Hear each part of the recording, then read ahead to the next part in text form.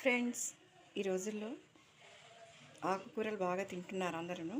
ఇవాళ నేను ఎర్ర తోటకూరతో చేస్తున్నాను. ఇది కూడా ట్రై చేసి చూడండి. కొంతమందికి చెప్పగానే తోటకూర అంత మంచిది కాదుట ఇలా అని మాట్లాడుతూ ఉంటారు. కానీ ఎర్ర తోటకూర మంచిది. తర్వాత చిలక తోటకూర ఉంటుంది, కొయ్య తోటకూర ఉంటుంది, ఇన్ని రకాలు ఉంటాయి.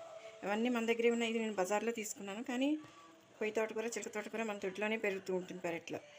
దీనికి ఒక కట్ట తోటకూర, ఒక టమాటో వేసాను, కొంచెం ఆవాలు, మినపప్పు, కొంచెం మెంతిపొడి, కొంచెం చింతపండు పులుసు, కొంచెం కందిపప్పు నానబెట్టుకున్నాను. దానికి ఒక గుప్పెడు 2 గుప్పెళ్ళు వేసాను నేను. దీని తర్వాత కొంచెం ధనియాల పొడి, కొంచెం ఎర్రకారం.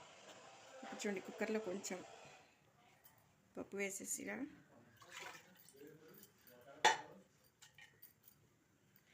పప్పు వేసి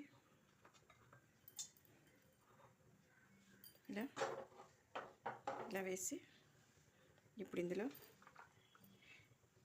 తోటకూర అంతా వేసేయాలి.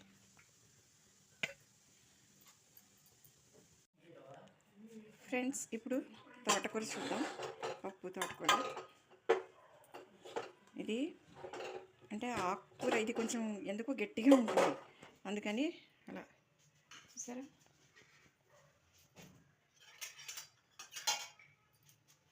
ఇలా ఉంది కదా. చూడండి, ఇప్పుడు ఇందులో మనకి కావాల్సినంత పులుసు పోసుకోవచ్చు.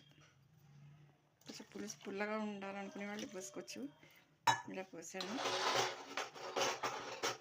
పోసి ఇందులో ఉప్పు కారం ధనియాల పొడి వేసాను. తర్వాత ఇది వేసాక టమాటో కూడా చాలా పేస్ట్ అయిపోయింది కదా. ఇది వేసాక ఒక నిమిషం ఉడికించుకొని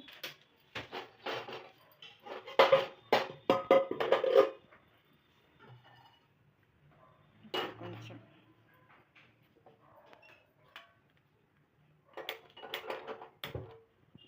ఒక పక్క ఇది ఇలా ఉడుకుతూ ఉంటుంది కదా.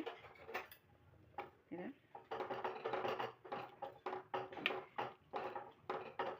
ఇది చపాతీలకి దానికి బాగుంటుంది. వేసాను. ఇప్పుడు కొంచెం నూనె కాచాక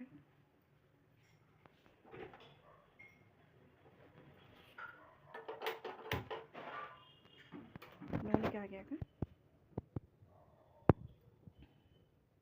ఇప్పుడు ఈ మెంతిపిండి కూడా వేసేస్తున్నాను. కొంచెం అది వేయించి గ్రైండ్ చేసిన పొడి అది. చూడండి,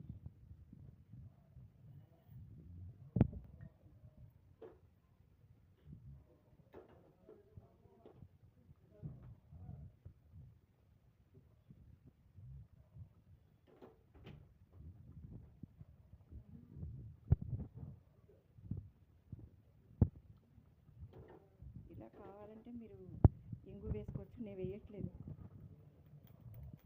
ఇంగు వేస్తే అంటే కొంచెం ఎవరికైనా వేడి చేసుకుందాం అంటే పిల్లలు తినలేము అన్న వాళ్ళకి ఇంగు వేయను. ఇంగు అయిపోయింది కదా. ఇప్పుడు ఇంగు వేసాను, అయిపోయింది. ఆపేసాను స్టవ్. చూడండి, సాంబార్ డిష్ అవుట్ చేస్తాను. ఫ్రెండ్స్, ఇలా డిష్ అవుట్ చేసుకున్నాక ఇది దాంట్లోకి వేసుకోవచ్చు. ఇలా ఉంటుంది. ఇది అన్నంలోకి, కూరలోకి, అన్నంలోకి, తర్వాత చపాతీలు, పుల్కాలు, ఇడ్లీలు, దోశలు అన్నిట్లోకి తినచ్చు. తర్వాత మరమరాలు ఒకసారి వేయించుకొని కొంచెం కారాసేవ కలుపుకొని దానిపైన 2 స్పూన్లు ఇది కలుపుకొని తింటే కూడా చాలా బాగుంటుంది. సరే, థ్యాంక్ యూ.